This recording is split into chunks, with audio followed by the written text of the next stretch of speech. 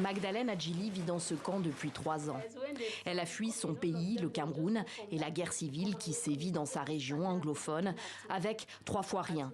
Et surtout, pas de serviettes hygiéniques. Elle a dû se débrouiller en pleine brousse lorsque, comme chaque mois, elle a eu ses règles.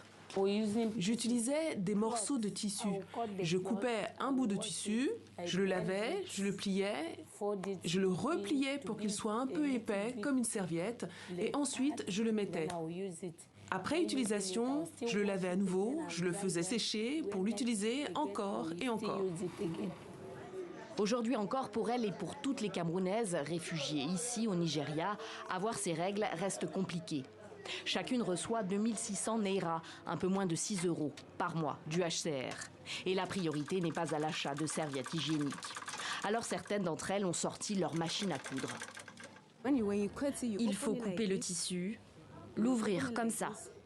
Là, je place le nylon comme ça. Ensuite, on ajoute la feutrine par-dessus.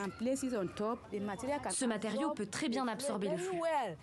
Cette couturière vend 3 serviettes lavables et réutilisables pour 800 naira, à peine plus qu'un paquet de protection jetable. Et elle pense à l'avenir, car selon elle, il y a un marché. Quand je rentrerai au Cameroun, je sais que je vais m'en sortir, mieux qu'ici. Lorsque je retrouverai mon pays, je sais que je vais gagner beaucoup d'argent grâce à ces serviettes hygiéniques. Cette femme a commencé à vendre sa production en dehors du camp où elle habite, à d'autres femmes, des Nigérianes, également dans le besoin. Car la précarité menstruelle concerne des millions d'Africaines. Selon les autorités, rien qu'au Nigeria, elles sont 17 millions à ne pas pouvoir acheter de serviettes hygiéniques. Ces femmes sont donc contraintes d'utiliser ce qu'elles trouvent pour retenir le sang de leurs règles, le plus souvent des bouts de tissu, et risquent alors infections urinaires et vaginales.